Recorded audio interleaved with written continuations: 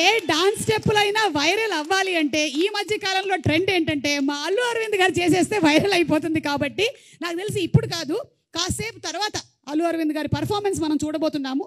ఈరోజు #single full బ్లాస్ట్లో Maruti గారు మీరు రెడీగా ఉన్నారా ఈ పర్ఫార్మెన్స్ చూడడానికి?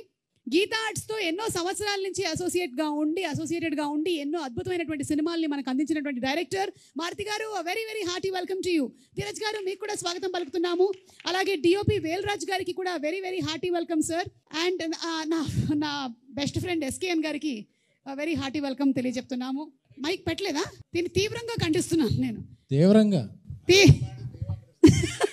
ఓకే, ఈ సాంగ్ కొరియోగ్రాఫ్ చేసినటువంటి విజయ్ పులకి మాస్టర్ ఎక్కడున్నారు ఒక్కసారి ఇక్కడికి రావాలి. అండ్ అలాగే సాంగ్ పాడినటువంటి Rahul Sipligunj please come here ఒక్కసారి. Come on come on come on come on come on. అవును, #single your single, how is life?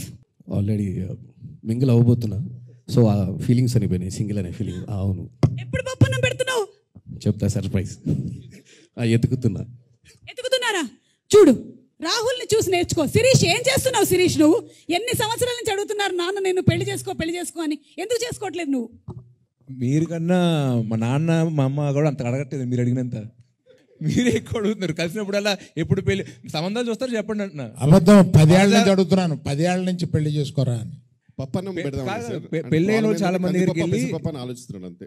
కాదు సార్ పెళ్ళైన వాళ్ళు చాలా మంది దగ్గరికి వెళ్ళి ఫ్రెండ్స్ అడుగుతున్నా, ఎరా పెళ్లి చేసుకోమంటాం అంటే చేసుకో.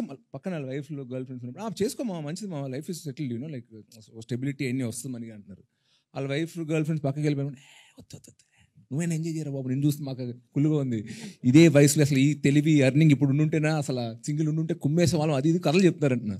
సో ఎంజాయ్ చేస్తున్నారండి? అయితే ఎంజాయ్ చేస్తున్నా సార్ నేనైతే. సింగిల్ లైఫ్ బాగుంటుందని నా గాడ్ బ్లెస్ యూ. థ్యాంక్స్. ఎందుకంటే మనం ఒకసారి మాట్లాడుకున్నట్టున్నాం సార్ ఏదో మనం మన తర్వాత ఎందుకు ఇక్కడ.